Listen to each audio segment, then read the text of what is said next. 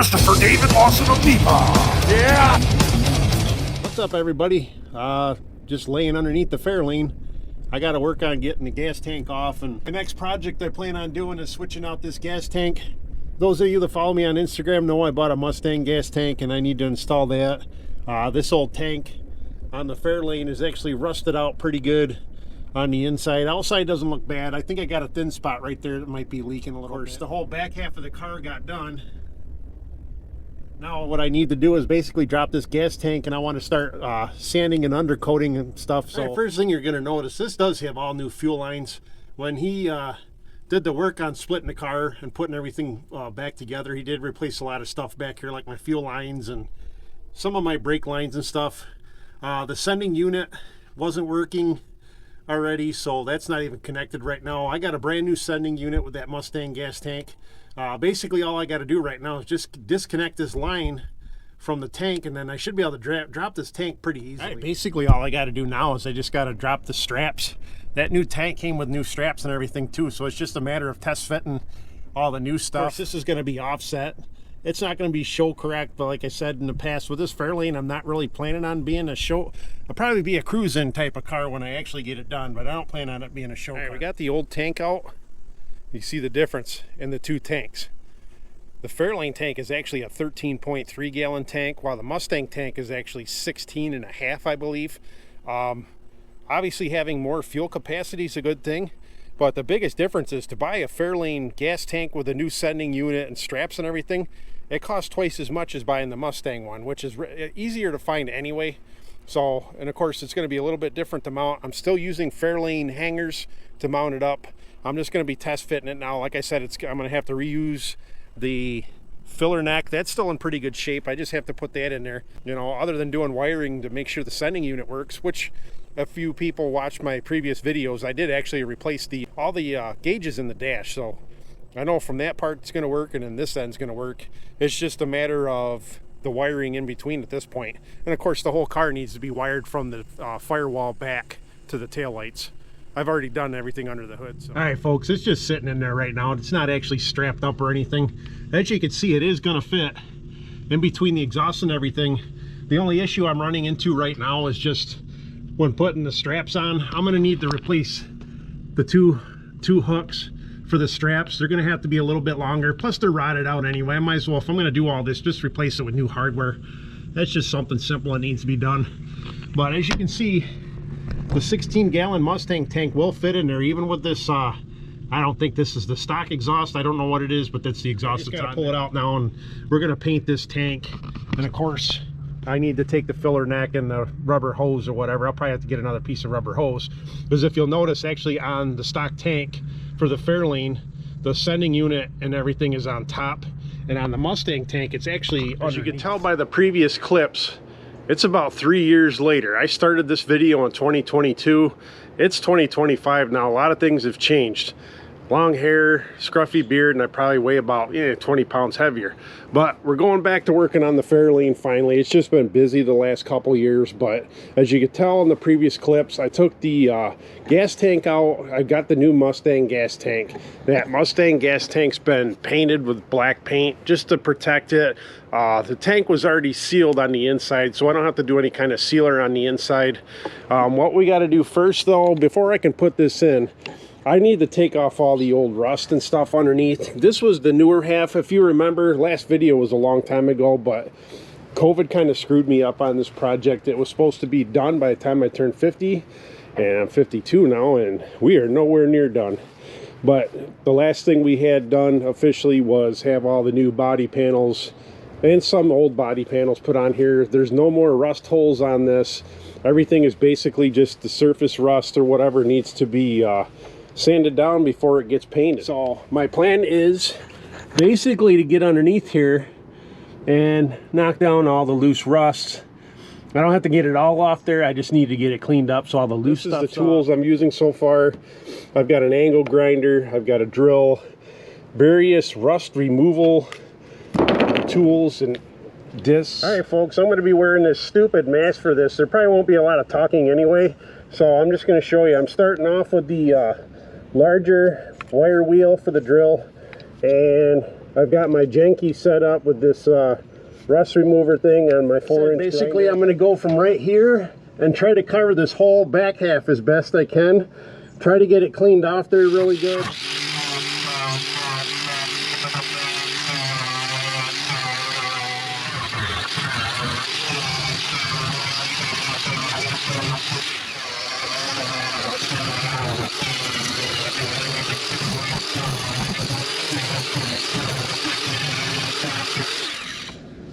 You'll notice too, folks, when I'm doing this, I'm kind of moving to different areas, not staying in one spot. I don't want to overheat the metal while I'm trying to clean it up because it may warp the metal a little bit. This stuff is pretty thin. I mean, it's 1965 thickness, probably thicker than some of the stuff today, but I just don't want to warp any of the metal as I'm trying to take the rust off. And in some of these areas like this, I think it's going to be easier for me to use the wire wheels, the different sizes, just to get in here. The grinder's pretty aggressive. It does like to grab on stuff if you get too close. You probably saw that already. Well, I just need to get in here with the wire wheel, work my way up the gas hose area, and just kind of hit wherever I can hit.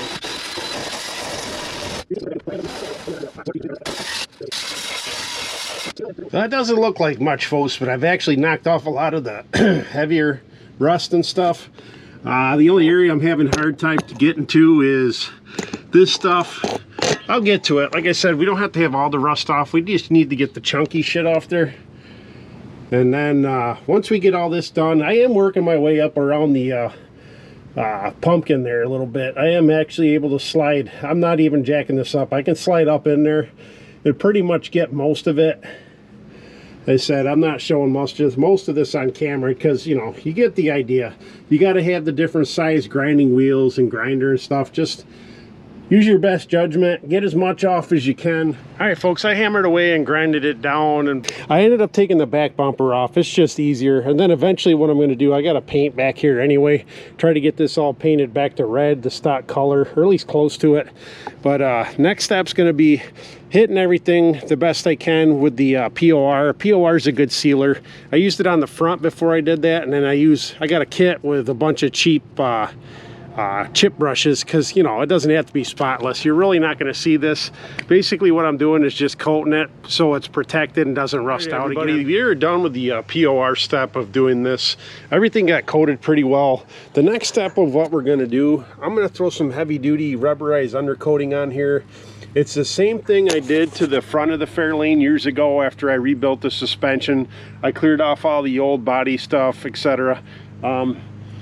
What you're going to definitely want to do is make sure anything you don't want the undercoating to get on, I don't care how close it is, you're definitely going to want to cover it up. Now, I covered up both of my wheels because my wheels are ones that are actually good wheels. And I covered up my fuel line. I covered up my shocks because those are the only things I'm probably not replacing. Not worried about the axle. Axle will probably be cleaned up and painted at some point. Not sure what condition it is. I'm sure the oil needs to be changed in there and stuff. And I know, like my leaf springs and stuff, eventually I'll probably change those out for new leaf springs. Exhaust needs to be changed out, so I'm not worried about that too much. So basically anything you don't want the undercoat to be on, make sure it's covered up. I hit some of it already with undercoat. It's kind of hard to see it underneath here. Mostly working on this back part again of the Fairlane. I am going to work on the two wheel wells eventually and the rest of the floor pan. Everything's new. I covered up my fuel line as well because my fuel line was new, and I also taped off my sending unit wire. I may need to replace that, but I'm not going to coat too much here. I just want to get enough to kind of protect it and maybe sound deaden a little bit, because once the gas tank's on here, this stuff should be pretty well protected, and I feel like this will keep it from, you know, banging around too much. I don't have any strips or anything I want to put in there. The gas tank does hang a little bit lower than the stock gas tank. I'm going from 13.3 to 16. Hopefully I don't have to lift the back end of the vehicle up at all. Gonna try and stay with like a level riding height, but enough of that. I'm going to be putting another coating of this on. I just did a real quick one. It's thin. Really don't need to do a lot on this part. I think where I want to put it on a little bit heavier is going to be basically where the wheels, I'll probably be shooting crap all over. You can see where I've already hit it once. I've kind of let it dry a little bit. I went through and just did one can really quick.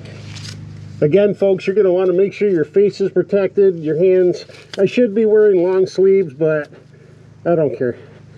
So I won't have the camera too close. Like I said, this shit drips. It sprays pretty well. Like, I can sit back here and spray toward the front of the vehicle pretty good. So I'm going to lay it on a little heavier. Like I said, behind like the wheel wells where stuff's going to hit it. Not too heavy so much on this part. But once your can's shaken up pretty good, again, it's going to drip.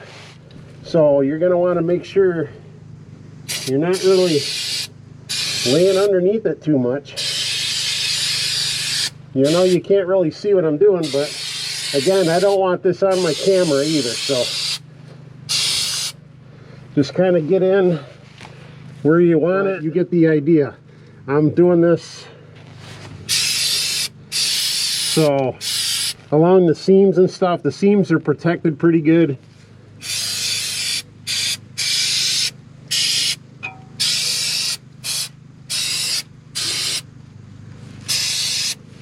Again, I'll be doing this once I get to the sides of the vehicle. All right, we're back today to install the Mustang gas tank into the Fairlane. It's going to take a little bit of finagling. It does fit in there because I did do a pre-test on this when I first bought the tank. What I have is actual Fairlane straps. I put rubber straps on there, so hopefully it'll tighten them down and not rattle too much. That's the stock Fairlane gas filler. This is a 2-inch fuel filler tube that I got off Amazon that I'm going to have to cut down, and that's going to go into here. This is where the Mustang gas filler usually goes. Same spot basically as the Fairlane, except for I know the Mustang has a little bit different setup, but definitely going to be in the center. I'm working on it right now. I'm also going to have to replace, these are the stock hangers from 1965. What I'm doing is I found these online. Don't remember where because it's been 2 years, honestly. These are a lot more heavy duty and longer. Should make it easier to put on. Then after I'm done, if I want to, I can cut these down and probably paint them with something just so they don't rust out once I get everything right. I know this footage is going to be sideways, folks, but I'm just test fitting right now. I know I'm going to have to measure and cut this tube down for it to fit. Honestly, probably don't necessarily need it. I just feel more secure doing it. But right now I'm feeding the tube in. I'm going to have to take it back out once I get kind of a rough measurement. But inside here, there's a little piece that I'll be clamping this to afterwards. And basically, I've got my hand underneath. Let me show you. Roughly where I'm going to have to cut it. It's probably going to need to be a little bit shorter than that even, but I'm going to try and fit as much of it as I can.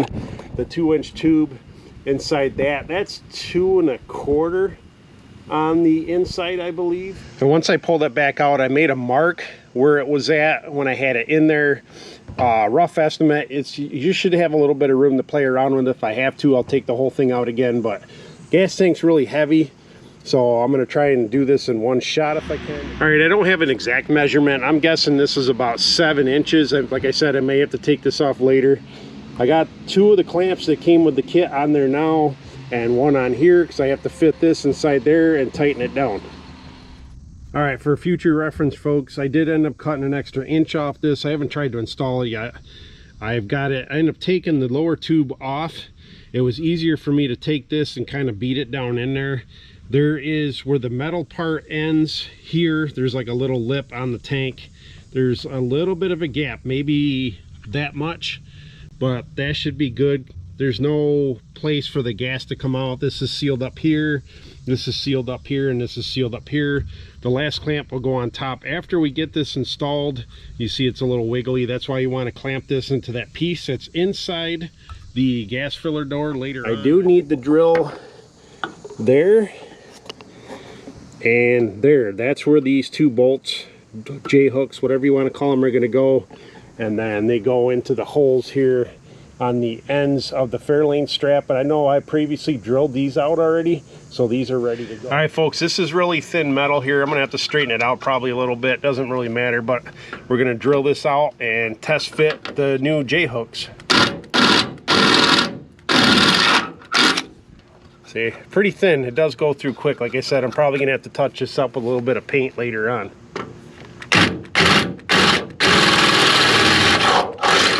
Easy peasy. And we just take our J-hooks, whatever you want to call them. They were on the outside like this. There you go. I don't have to put them all the way through. That's good enough like that. Again, these are going to be pretty low, so I'm going to probably have to cut them off later on. But this also being longer will probably make it easier for me to get the straps in the tank on.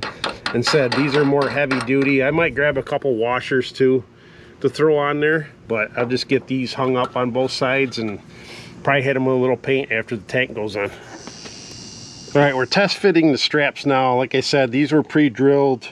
They're definitely going to be too long. That's what I say. Once I get everything up here and together, I'm going to cut them down, and then I'll probably spray these or paint them with a little POR just to seal them up, because hopefully I will never have to take the tank off again. But up here toward the front, there's two specific spots that the Fairlane straps strap into. Up there, I'm not going to show you that because it's pretty self-explanatory. All right, this is where being a backyard jack-off working on shit here is a little bit of a pain in the ass, especially since I do it all the time by myself. I end up pulling the jack out, holding the thing up with one hand, and just trying to get the tube lined up so I can get an idea where I'm at. Of course, I got to go up a little bit further. I think it's going to be lined up perfect. I don't think I need to take it out any further. I just got to get it jacked up in there and get the straps lined up and tighten her down. The jack is helping right now because it's giving me a break from trying to hold this thing with one arm. All right, I got the tank on there centered the best I can center it.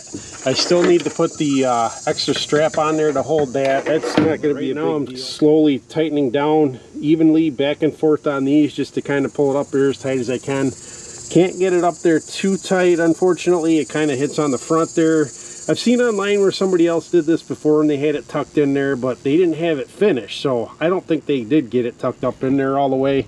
If I'm wrong, somebody let me know, but that's where it needs to be. All right, I'm 100% confident that this gas tank is not going to fall off with that heavy duty shit on there. I say I even double nutted it and put a lock washer. We want from the factory 1965 things that are rusted out and ready to basically fall apart. And actually, it's supposed to have that little thing on the end, which it no longer does. So these are going straight in the trash, and that thing's secure. That's on there nice and tight. Probably have to touch up a few of the spots where I sprayed it underneath just to protect it a little bit better. But basically, this is where we're at right now. I need the rubber hose that goes from the copper fuel line to the sending unit there. The yellow wire connector is just a little bit short with this tank. The Fairlane tank would have sat back a little bit further. It's funny that this one's just wider and a little deeper. That's why it's 3 more gallons. So, and then of course what I did already, I cut the excess rubber strap off that was hanging there. You don't need it all on this part. So I'll just take a knife, cut that off. I'll probably do, once I get all this stuff, touch up some of the paint. I want to paint the straps, because I know these things like to rust out pretty good. Pretty much every vehicle, if I've had it long enough, these straps usually rust out pretty bad. What's up, everybody? I'm back out here to finish up. This is probably going to be the last part of this video for installing the gas tank and undercoating this part of it. But for this job, I have to jack it up so I can actually crawl up underneath and finish this. But what I'm doing right now is I'm making a ground gable for the gas tank. I'm using 8mm or 8 gauge. Probably don't need it that much, but that's what I had already. I picked up this copper lug kit. This is like your little battery cable kit or whatever. You could buy one already made, but I'm just going to make my own because I already had the wiring, and it's handy just to have stuff like this around. But the kit comes with 10 of these. It comes with those 2. It also comes with the positive ones. So we're going to do this now. I just use my tool to cut it down to length, and I just kind of cut back what I needed from the insulation so I can put the copper lugs on. You could use a heat gun on the heat shrink, but sometimes I tend to cheat and just use a lighter to melt it. But what I'm going to do first, people, is put the heat shrink on here. This weatherproofs it. I would always recommend doing this if you're making any kind of wiring, especially it's going to be exposed to the outdoors, and this being on the gas tank is no exception. We're going to slide this on here the best I can. I do believe you can crimp these. I'm going to crimp them. I don't really have the appropriate one for the 8-gauge tool, but we're going to crimp that down. That holds that right to the wire on that end, and then I'll do the same thing on this end with the tool. Make sure these are all cleaned up and you have good attachment to it. Get it on there as tight as you can, and then what we'll do is we'll heat shrink that. I need to get these for the battery cables. I don't have the good ones. That should hold on there. That's not coming off. Let me make sure this one's not. I do have a heat gun, but I'm cheating and just using one of these today. Just need to shrink this enough so it seals the cables up, makes a nice weatherproof connection. They say heat gun would probably be easier, but like I said, I'm just cheating and doing it this way today. So, but that will shrink up and seal the ends all the way, but just make sure you don't melt your wire underneath when you're doing this. Personally, I feel the heat shrink tubing's a little bit too big for this, but it is a lot thicker heat shrink tubing than what I have in my kit that I have already for that. But time will tell. I don't plan on driving this in the winter, but I probably will drive the car in the rain and other inclement weather.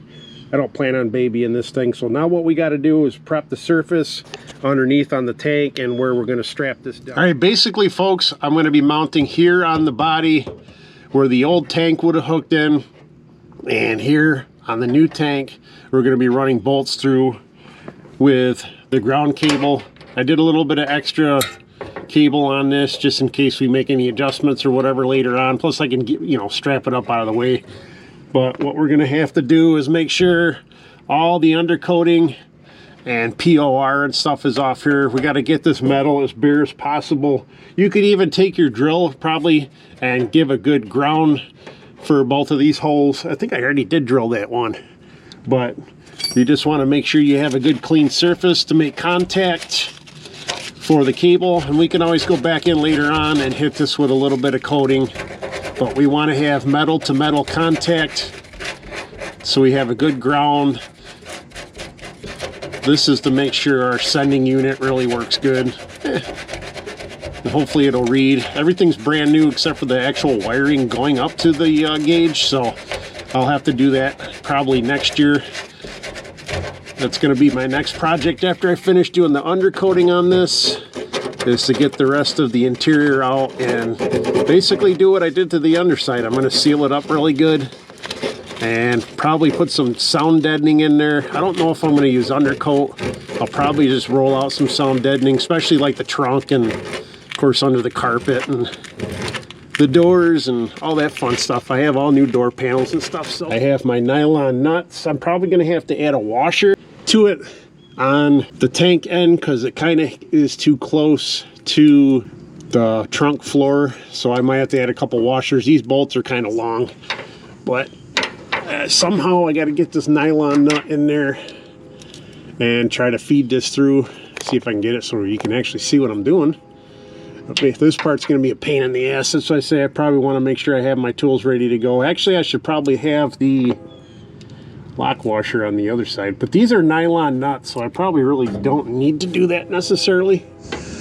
What I'm doing is basically using my finger just enough to get this end started, and once we get to the nylon part, you're going to have to use a wrench obviously to tighten this down good, but the nylon nuts will be nice. We're going to get it started on that end. Like I said, I'm probably going to have to use a washer or a couple washers on this end because I think the it's going to end up hitting on that side. So, but this is a 9/16 wrench. I got my 9/16 socket.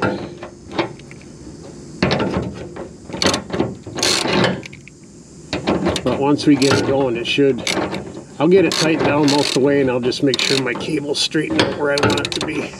All right, those are tightened down pretty good. I did add 2 washers to that. You might want to get a little bit shorter bolts than what I used. I was gonna try and use stuff I had laying around, but I figured I'd go with some heavier duty stuff. I don't have to worry about this. This is sealed up pretty good. You might want to spray this stuff later on just with something to keep that from corroding, but this is what I did for my wire. If I didn't already show that, I just extended that one for now till I get around to doing that, but that's already tightened down. Like, again, I might put something on this just to coat it to keep from getting rust. I have to replace these 2 hose clamps, and then I'll probably figure out how to strap this thing down, because I don't like how it's hanging down a little bit, but that's a job for later on when I finish up doing some of the undercoating and stuff here.